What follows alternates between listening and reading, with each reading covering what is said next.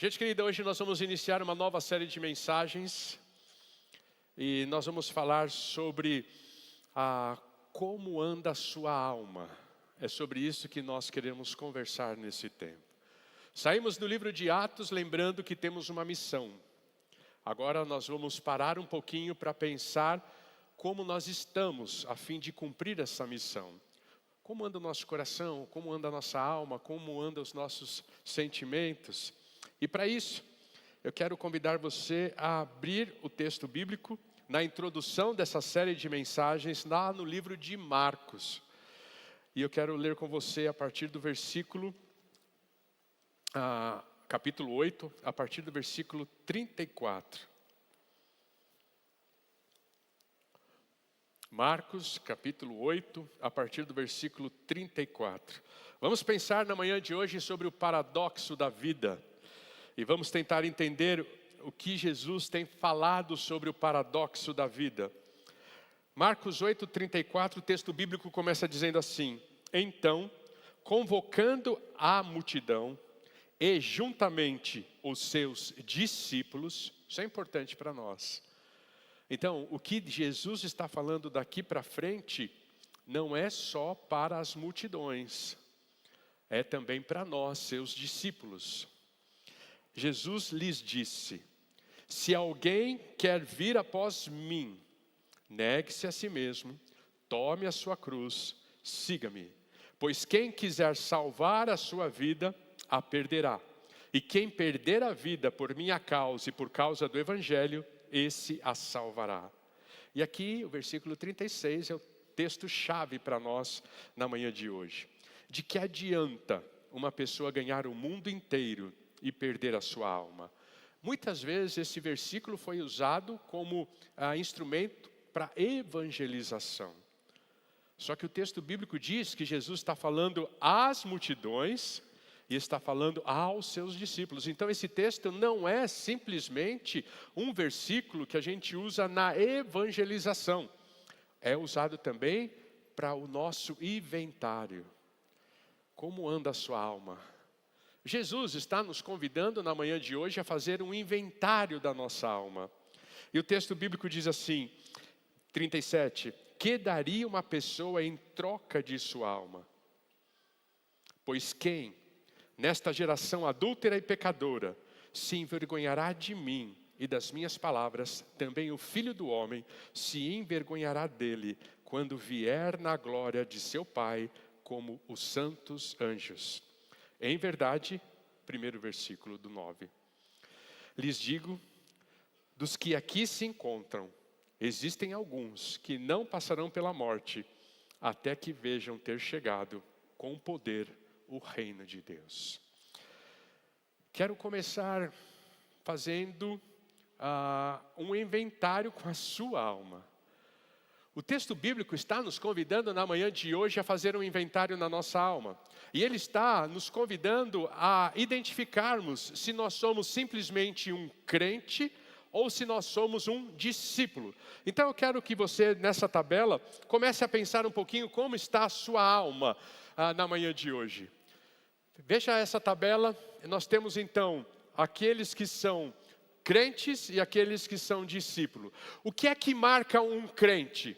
Um crente recebe Jesus Cristo. Qual é a marca de um discípulo? Um discípulo representa Jesus Cristo. Qual é a marca de um crente? Um crente, ele olha para a cruz.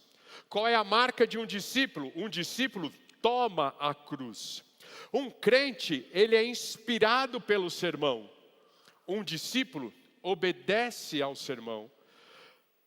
Precisamos entender, se você crê que toda vez que um pastor sobe aqui para trazer uma reflexão para você, ele orou antes, ele sofreu antes. Eu costumo dizer que eu sou um dos poucos homens, talvez, que sofra de TPM. Eu sofro de TPM. Talvez não como você, menina, mas eu sofro de TPM, terrível. Eu posso imaginar o quanto seja difícil para vocês, meninas, porque eu sofro de TPM. A minha TPM tem um nome, tensão pré-mensagem. Como eu sofro com isso. Como eu sofro. Toda vez que eu estou preparando uma mensagem, como eu sofro. Então vocês, entendendo que a gente ora, que a gente se debruça, a gente busca o Espírito, a gente é conduzido pelo Espírito. Então, um sermão não deveria ser simplesmente um lugar de inspiração, uma sugestão. Eu não estou aqui para dar sugestão. Quem sou eu? Estou aqui para falar o que Deus pede para que eu fale. Então não é uma sugestão que vem do púlpito, é uma instrução que vem do púlpito. E se é instrução, tem que ser obedecida. Não porque o pastor Fernando falou, mas porque Deus tem falado no seu coração. Um crente, ele espera que um sermão inspire. Um discípulo obedece ao sermão. Um crente tem foco como chegar ao céu. Um discípulo tem como objetivo trazer o céu da terra. Ah, como isso tem mexido comigo, igreja. Como eu quero estar cheio do céu para abençoar aqueles que estão próximo de mim. Como eu quero estar cheio do céu. Um crente frequenta a igreja. Um discípulo leva a igreja aonde quer que vá. Ah, você quando é discípulo, você de fato entendeu e você de fato vive o sentimento de que igreja não é templo, não é estrutura, não é ministérios, não é diretoria. A igreja somos nós, corpo vivo, templo do Espírito Santo. E onde nós estivermos, ali a igreja está, abençoando a cidade, abençoando nossas empresas, abençoando nossas escolas, abençoando os nossos amigos, nossos familiares. Então eu queria que você olhasse um pouquinho para isso. Se hoje você se vê como um crente, meu sonho é que ao final dessa série você se veja como um discípulo. Se você se vê como um discípulo,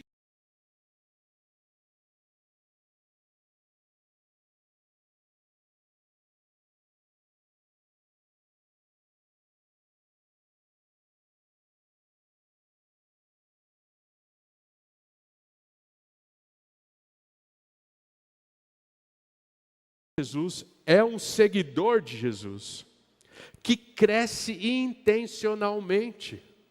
Nós precisamos crescer intencionalmente. Você tem um plano de crescimento espiritual para a sua vida? Você tem trabalhado pelo seu crescimento espiritual? Quando nós pregamos no ano passado sobre o apóstolo Paulo, lá em Gálatas capítulo 4, versículo 19, onde o apóstolo Paulo diz que ele sofre dores de parto, até que Cristo seja formado em nós. Ah, como eu tenho vivido isso de maneira intencional e dizendo, Pai, tudo que estiver em minhas mãos, para que os meus irmãos, meus amigos, minhas ovelhas possam crescer, eu vou dar exemplo, eu vou trabalhar por isso. Mas eu não cresço só levando vocês ao crescimento. Eu cresço vendo o crescimento de vocês e a influência de vocês na minha vida. É uma troca. Nós crescemos juntos. Cresce intencionalmente para se tornar como Ele. Nós temos um objetivo, ser igualzinho a Jesus Cristo, como o apóstolo Paulo diz em Coríntios 11:1, sejam, pois, meus imitadores, assim como eu sou de Cristo. Esse é o nosso objetivo, ser parecido com Cristo, comprometido com a sua missão. Se eu sou parecido com Cristo, eu estou comprometido com a missão. Nós somos bote salva-vidas. Nós somos enviados, continuamos a escrever a carta de Atos. Precisamos fazer com que as pessoas cheguem até Cristo Jesus. E quando então nós olhamos para tudo isso, nós entendemos que Jesus está fazendo um convite para nós vivermos isso. Esse texto é um convite para nós nos tornarmos isso, para nós permanecermos nisso, caso já sejamos isso, um discípulo. O texto de Marcos é um convite ao discipulado, para que eu tenha a consciência plena de que eu sou um discípulo de Jesus. Por isso ele faz um convite. Primeira observação que eu quero fazer, esse convite, ele é universal. Por isso ele diz assim, se alguém quer vir após mim, porém a sua resposta é individual. O convite, ele é universal, porém a resposta é pessoal, individual. Ele está perguntando para você na manhã de hoje, você quer ir após Ele? Portanto, para que você possa ir após Ele, você precisa entender as condições que é posta para aqueles que querem ir após Jesus. Jesus coloca algumas condições. Sim, a salvação é pela graça, mas depois que nós encontramos em Cristo a nossa salvação, para continuar seguindo Ele, indo após Ele, tem algumas condições. A primeira condição, negue-se a si mesmo. Essa é a primeira condição. A segunda condição, tome a sua cruz. E a terceira condição, siga-me. Interessante, ele diz assim, se alguém quer vir após mim, genérico. Depois ele sai do genérico por específico, siga-me. Então ele coloca 3 condições, negue-se. A segunda condição explica a primeira. E a terceira condição aplica a segunda. Então vamos lá? Existe a primeira condição, negue-se a si mesmo. O que é negar-se a si mesmo? É tomar a sua cruz. Quando nós pensamos em tomar a sua cruz, nós não estamos falando da morte de algo. Porque tomar a cruz traz consigo o sentimento do quê? O que é tomar a cruz? Qual era o símbolo da cruz? O que a cruz representa? O que a cruz fala? A cruz fala sobre morte. A cruz fala sobre humilhação. A cruz fala sobre vergonha pública. Isso que é cruz, porque foi o que Jesus sofreu. Ignomia, Ignomia, vergonha pública. Então, cruz é símbolo de morte. Cruz é símbolo de humilhação. Cruz é símbolo de vergonha. Então, quando Jesus fala que nós precisamos tomar a nossa cruz, nós precisamos morrer. Agora, como nós morremos? Aí, isso explica o negue-se a si mesmo. Então, às vezes eu escuto assim, pastor, chegou essa notícia de enfermidade sobre a minha vida, que cruz eu estou carregando? Isso não é a cruz que Jesus está sugerindo. Alguns dizem assim, pastor, eu estou tanto tempo desempregado, não consigo uma recolocação, que cruz pesada eu estou carregando? Não é esse tipo de cruz que Jesus está falando. Alguns podem dizer assim, pastor, meu marido é tão difícil, que cruz pesada que Deus me deu. Não, seu marido não é uma cruz para você. Tenha certeza disso. Não é isso. Cruz não é a morte de algo. Cruz é a morte de alguém. Por isso ele diz, negue-se a si mesmo, tome a sua cruz. O que Jesus está dizendo é que cruz é a morte de alguém e não de algo. E no meu caso, a morte tem um nome, Fernando Bueno. E a morte tem nomes. Negue-se a si mesmo. É morrer para aquilo que Deus já deixou claro de que Ele não gosta, de que não tem a simpatia dEle, de que não tem a aprovação dEle, de que não tem o atrativo dEle, que não tem o convite dEle. E aí por isso Ele diz, siga-me. Então, a cruz explica o que é negue-se. E o siga-me aplica o que é negar e o que é carregar a cruz. Então, quando nós pensamos em siga-me, eu sei que hoje está tão diluído nessa ideia de siga-me. A gente segue perfil, a gente segue um influencer. E quando a gente segue um perfil e a gente segue um influencer, muitas vezes, na maioria das vezes, quase nunca tem um envolvimento nosso. Nós estamos simplesmente observando o que eles falam, observando o que eles fazem, mas não tem envolvimento nem de lá para cá, nem daqui para lá. E se eles começam a falar coisas que a gente já não gosta mais, a gente para de seguir. E se a gente começa a perceber que eles estão fazendo coisas que a gente não aprova, que não diz respeito com o nosso valor, a gente para de seguir. Então, não pense que seguir Jesus é como seguir um influencer, que a gente fica só observando. Não, seguir significa obedeça, significa imite, significa aprenda, significa confie. Por isso o texto bíblico diz, se alguém quer vir após mim, você precisa abrir mão de coisas, você precisa morrer, você precisa matar o seu eu. Quem quer seguir a Cristo Jesus precisa parar de ficar sentindo e vivendo. Eu quero, eu preciso, eu vou lutar, eu não merecia. Tem que morrer. Eu não quero nada, quem quer é Deus sobre a minha vida. Eu não preciso de nada e o que eu precisar, Deus continua sendo o meu provedor e vai dar tudo o que eu preciso. Eu mereço sim, porque eu sou um pecador. E a graça dele me livrou daquilo que eu merecia. E me levou para aquilo que eu não merecia, sendo tão misericordioso, que é me dar o céu.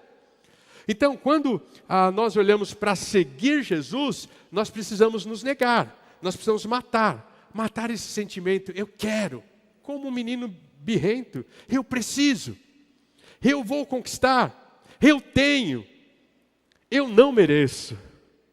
Precisa morrer, porque aí nós vamos precisar obedecer, imitar, confiar, e nós vamos precisar então também aprender.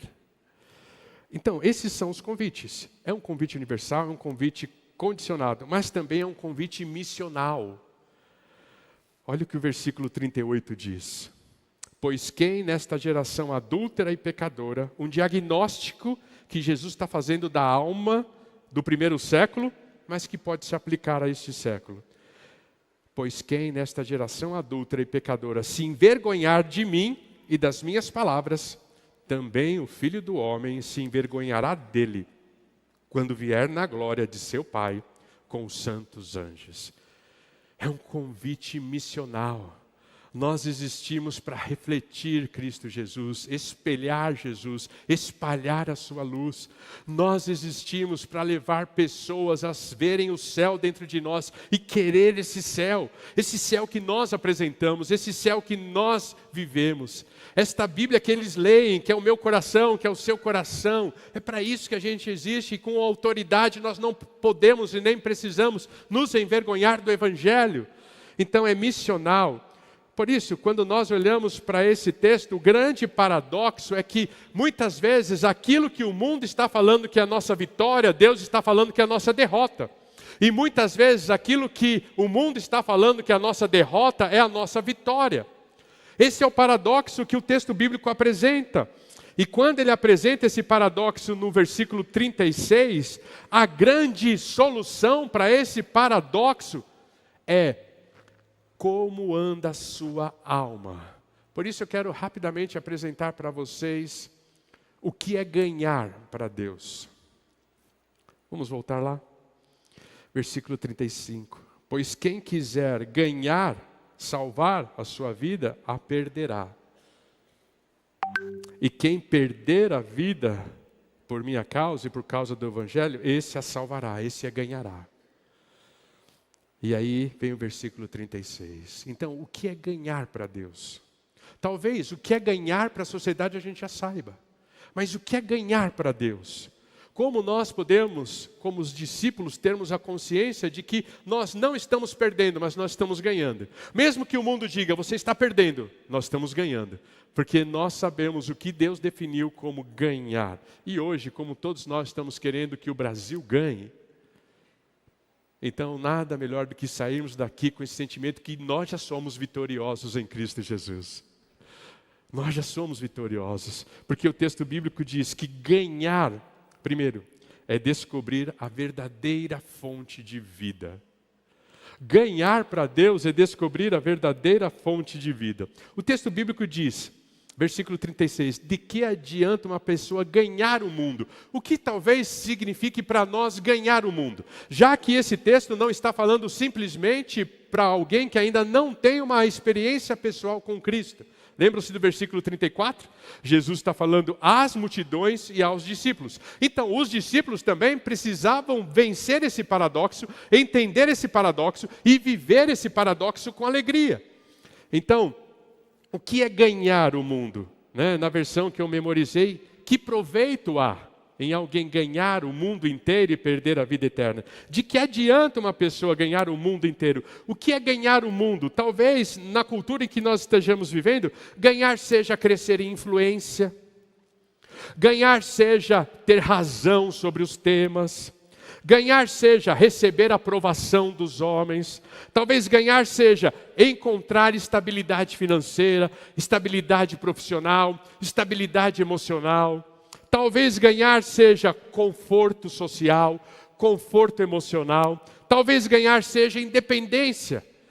Eu estou ganhando o mundo, eu estou indo no caminho da independência. Qual que você poderia listar aí no seu coração que seria ganhar para você na manhã de hoje? O que é que você poderia colocar no seu coração nesta lista que eu estou sugerindo de ganhar? Mas o que seria perder para nós? eu ganho estabilidade financeira e perco o privilégio de verem, por exemplo, os meus filhos crescerem. Qual foi a última vez que você brincou com seus filhos? Que você sentou no chão com seus filhos? Que você jogou videogame com seus filhos? Que você pegou ele pela mão e falou assim, vamos tomar um sorvete hoje, descompromissada. Vamos comer um Mac hoje, só eu e você. Qual foi a última vez que você fez isso? Talvez a gente está querendo ganhar independência e perdendo a esposa, perdendo o marido. Talvez a gente esteja querendo encontrar estabilidade financeira e se isolando da sociedade. Estamos sem amigos, nossa alma está doente. Porque quando o texto bíblico diz a respeito do inventário da alma, ele não está perguntando para nós que já tivemos uma experiência pessoal com Cristo Jesus. Você pode olhar para esse texto e falar assim, bom, pastor, esse texto não serve para mim. Bom, de que adianta uma pessoa ganhar o mundo inteiro e perder a sua alma? Eu já não perdi a minha alma, pastor. Minha alma está nas mãos de Jesus. Eu sou um crente em Cristo Jesus. Eu confessei Ele como meu Senhor e meu Salvador. E como você tem uma teologia boa, tanto quanto a minha, a gente sabe que uma vez salvos, somos salvos para sempre, porque todos aqueles que Deus me der, Jesus dizendo, todos aqueles que o Pai me entregar, eu jamais o lançarei fora. Então a gente sabe que o crente não perde a salvação. Você pode estar pensando assim, então eu não perdi a minha alma. Será que você não perdeu a sua alma? Por isso, o grande segredo desse texto não é uma pessoa ganhar o mundo inteiro e perder a sua alma. O grande segredo desse texto é de que adianta? De que adianta a estabilidade pelo preço da minha paz? O que adianta o respeito, o que adianta a razão em detrimento à minha alegria? O que adianta eu poder então crescer em influência e estar colocando em xeque o meu relacionamento com o Pai? Sim, você já entregou a sua vida a Cristo Jesus e você já tem um lugar reservado à mesa nas bodas do Cordeiro. Como eu gosto de dizer, o salão de festa está preparado, a mesa de 8 lugares está posta. Você vai entrar e vai ter alguém na porta, os anjos dizendo, você vai na mesa 5, lugar 3, que lá vai estar o seu nome. Mas o que me preocupa é que nós estamos vivendo desejosos de ter o céu no futuro, mas engolindo o inferno na terra, mas vivendo no inferno da terra. Porque estamos induzidos e conduzidos por ganhar o mundo, mas deixar a nossa alma doente, deixar a nossa alma adoecida. Então, quando o texto bíblico fala a respeito de trocar a sua alma, quem daria uma pessoa em troca da sua alma? Ele está dizendo, pense bem, vale a pena tudo que você tem vivido em detrimento ao que Cristo quer oferecer para você? Muito legal, nós vamos para o céu, mas enquanto estivermos na terra, nós estamos comendo das migalhas que caem da mesa de Jesus. E deixa eu lembrar uma coisa para você, Jesus não te chamou para comer das migalhas da mesa, Ele te convida a sentar à mesa e banquetear com Ele. Ele quer que você coma do banquete que Ele te oferece, não das migalhas que sobram. Por isso, na manhã de hoje você precisa entender, talvez a sua alma esteja doente, porque você não tem descoberto ou vivido a verdadeira fonte de vida. E um homem, no Antigo Testamento, sabia muito bem o que é isso. Você pode acessar a sua Bíblia, ou abrir a sua Bíblia, em Eclesiastes capítulo 2. Eu vou ler esse texto. Ele é um pouco longo, mas ele é importante para nós, tá bom? Olha o que Salomão vai dizer. Eu disse a mim mesmo, vamos, prove a alegria, procure ser feliz. Não é assim que a gente fala? O que importa é seu bem-estar, procure ser feliz, prove. E aí a gente vai. Mas também isso era vaidade. Concluí que o riso é tolice e que a alegria não serve para nada. resolvi no meu coração entregar-me ao vinho. Talvez ganhar o mundo é curtir uma balada, sem deixar de me guiar pela sabedoria, de me apoderar da loucura, até descobrir o que de bom os filhos dos homens poderiam fazer debaixo do céu, durante os poucos dias de sua vida. Empreendi grandes obras. Era um homem rico, um empresário bem-sucedido. Construí casas e plantei vinhas para mim, fiz jardins e pomares para mim, e neles plantei árvores frutíferas de toda espécie. Fiz para mim tanques de águas, para com eles regar o bosque em que reverdenciam as árvores.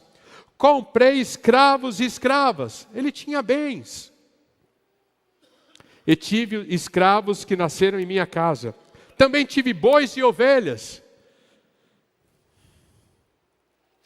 E olha o que o texto bíblico diz. Mais do que tiveram todos os que viveram em Jerusalém antes de mim. Versículo 8.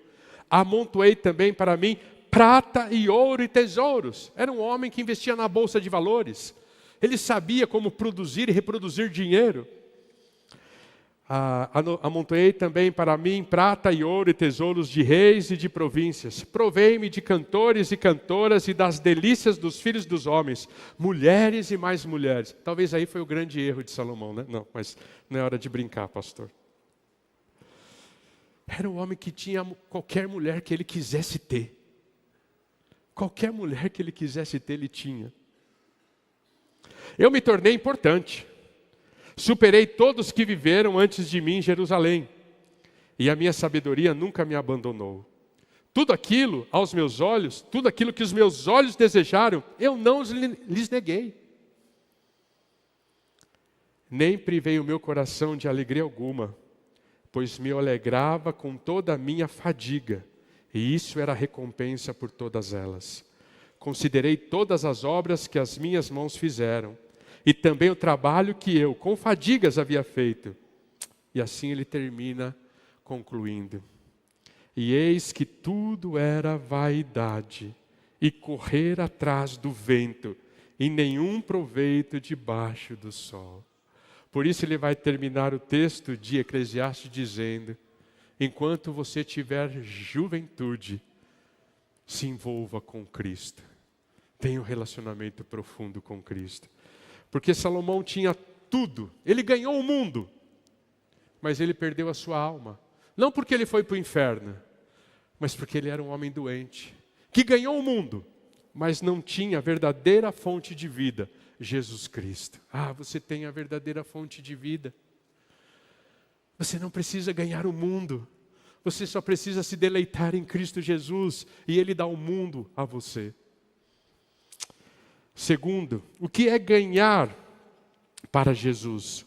É entregar o controle da vida a Ele.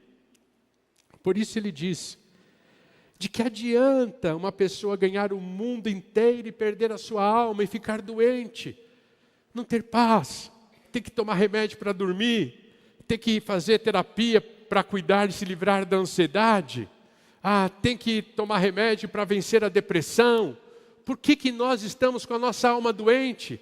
Por que nós estamos vivendo momentos de depressão, momentos de pânico, momentos de medo descontrolado?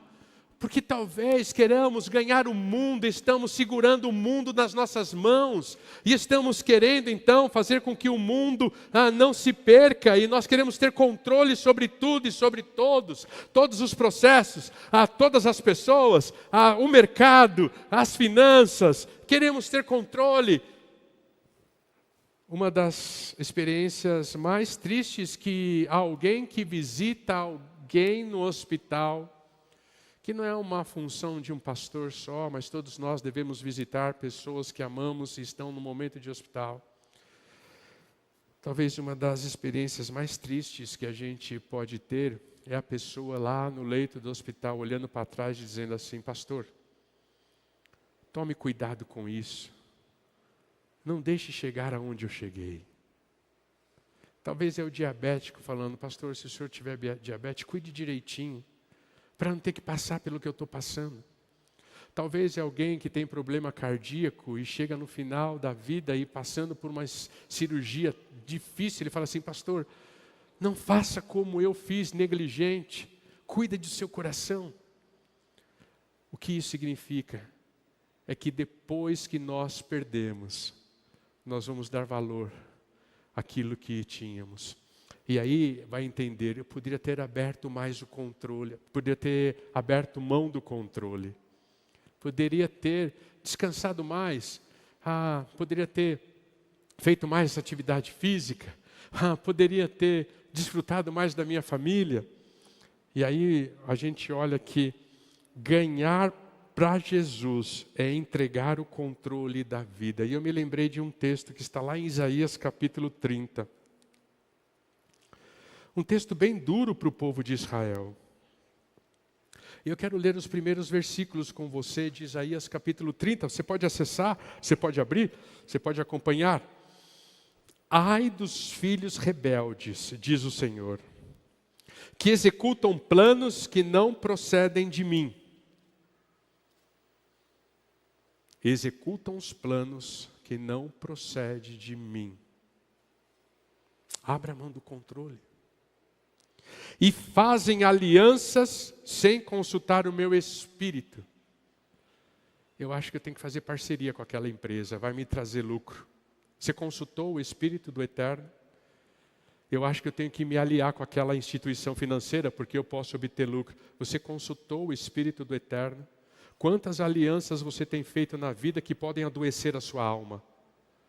Eu preciso fazer uma aliança com aquela empresa gigante porque vai alavancar os meus negócios. Você consultou o Eterno? Você consultou? Quantas alianças você tem feito com o mundo que está adoecendo a sua alma? Olha o que o texto bíblico diz. Fizeram aliança sem consultar o meu espírito para acrescentarem pecado sobre pecado. Eles descem ao Egito sem me consultar, buscando refúgio em Faraó.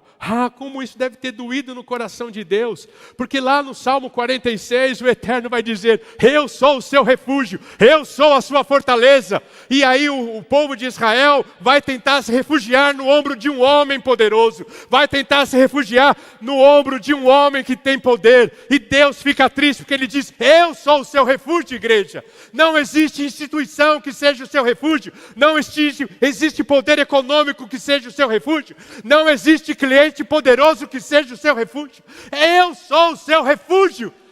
Igreja, não se associe com o iníquo para adoecer a sua alma. Entregue o controle da sua vida ao Eterno. E ele diz assim: e o abrigo na sombra do Egito resultará em humilhação. Resultará em humilhação. Você não foi feito para ser humilhado pelo iníquo. Você é um discípulo de Jesus. Quais alianças você tem feito com o iníquo sem consultar o Eterno, porque acha que ele é poderoso, porque acha que ele é forte? É o Egito. Nós vamos nos esconder debaixo do Egito e estaremos protegidos. Deus vem e humilha Israel. E vocês sabem o que é o Egito para o povo de Israel durante toda a história do povo de Israel. Só pisou, só oprimiu, só escravizou. Cuidado com as suas alianças. Entregue o controle e continue confiando naquilo que o Eterno diz no versículo 46. Eu sou o seu refúgio, eu sou a sua fortaleza, eu sou o seu socorro bem presente no dia da angústia. Não esqueça disso. Não perca a sua alma por status, por dinheiro, por estabilidade, por fama, por conforto, por razão, por influência. Não perca a sua alma. E último, ganhar de Jesus na manhã de hoje. Ele diz assim: que adianta uma pessoa ganhar o mundo inteiro e perder a sua alma que daria uma pessoa em troca de sua alma. Ganhar para Jesus é investir na vida que nunca termina. Ganhar para Jesus é investir na vida que nunca termina. E quando eu pensei nesse tópico, me veio logo à mente Mateus capítulo 6. Vamos ler? Acesse a sua Bíblia, abra a sua Bíblia. Mateus capítulo 6. Quero ler com vocês, a partir do verso 19, um texto bem conhecido de todos nós. Olha o que o texto bíblico diz. Não acumulem tesouros sobre a terra, onde as traças e a ferrugem corroem, e onde ladrões escavam e roubam. Mas ajuntei tesouros no céu, onde as traças e a ferrugem não corroem, e onde os ladrões não escavam nem roubam, porque onde estiver teu tesouro, ali também estará o teu coração. O que Deus está falando nesse texto, o que Jesus está falando no Sermão do Monte nesse texto, e o que Jesus está falando a Marcos no capítulo 8, para nós investirmos a nossa vida, na vida que nunca termina, ele está falando sobre prioridade, ele não está falando sobre dinheiro, ele está falando sobre prioridade. E eu fiquei pensando, imagine que você receba um WhatsApp do seu diretor, um WhatsApp do seu gerente, um WhatsApp da sua empresa, e diz assim: nós estamos selecionando você para daqui a um ano estar fora do Brasil, mandando você para qualquer lugar do mundo. Nós precisamos de você neste lugar e da sua família neste lugar, e nós vamos dar todas as condições para que daqui a um ano você esteja nesse lugar. Você vai orar, você vai pensar, você vai conversar em família, você vai tomar uma decisão. Vamos supor que você tome a decisão de aceitar o convite de maneira segura, de ir embora do Brasil para nunca mais voltar ao Brasil. Mas você tinha planos para aquele ano de reformar a sua casa. Você tinha planos naquele ano de talvez fazer mais um cômodo. Você tinha planos naquele ano de, quem sabe, terminar a churrasqueira, para convidar o pastor e a igreja para comer um churrasco com você. Pergunto, você vai continuar com esse plano? Possivelmente não. Possivelmente não. E por que você não vai continuar com esse plano? Porque a sua cabeça já está lá no país novo que você vai morar. Os seus planos já estão direcionados para lá. Você já está procurando a casa lá no outro país. Você já está pensando em como investir lá. Você já está pensando em como guardar as divisas que você vai ganhar para ter um futuro tranquilo. Você já tirou o seu coração daqui, dessa casa. Quando Jesus diz, invista na vida que nunca termina. E quando Jesus diz, aonde você tem ajuntado os teus tesouros, Ele está dizendo exatamente isso. Ele está falando, quem sabe para onde está indo, começa a investir no lugar para onde vai. Quem sabe para onde está indo, começa a investir no lugar para onde vai. Se você olhasse agora friamente para a sua agenda, o céu é sua prioridade. Se você olhasse agora para o seu extrato bancário, o céu é sua prioridade. Por que você está investindo no lugar onde você não vai ficar? Não é interessante que nós sabemos isso? Quantas vezes a gente diz para nós mesmos, mas tudo vai ficar aqui, a gente não leva nada daqui, nu a gente veio, nu a gente vai voltar. Não é interessante que muitas vezes a gente consola pessoas desta forma? Não é interessante que muitas vezes nós tentamos nos consolar desta forma? Nós não vamos levar nada. Nós sabemos disso, até o iníquo sabe disso e prega isso. Porque na hora de viver, a gente retém isso. Nossa agenda não reflete uma agenda do céu. Nossos extratos não refletem um extrato do céu. Mas a gente sabe que a gente não vai levar nada daqui. Mas Deus já nos convidou. Nós sabemos que ali é a nossa morada. Nossa cabeça devia estar lá, os nossos planos para lá. Olha, o texto bíblico está dizendo então que nós devemos juntar tesouros no céu. E como nós já juntamos tesouro no céu? quando nós perdoamos aquele que nós não deveríamos e não gostaríamos de perdoar, estamos juntando tesouros no céu. Quanto da sua agenda você tem dedicado, por exemplo, à obra social? Quanto da tua agenda, por exemplo, você tem dedicado a encontrar um amigo que ainda não tem uma experiência com Cristo e conduzi-lo até Cristo? Quanto da tua agenda, por exemplo, você tem dedicado à oração, à leitura bíblica? Quanto da tua agenda, por exemplo, você tem dedicado a revelar e a demonstrar amor por alguém que não desce confortavelmente? Isso é juntar tesouros no céu. Você tem ajuntado tesouros no céu? A prioridade é o céu para você? Aqui é só uma sugestão. Eu não tenho como afirmar isso. Mas talvez as nossas almas estejam doentes, porque nós não estamos ajuntando tesouro no céu. Nós não estamos colocando o céu como prioridade.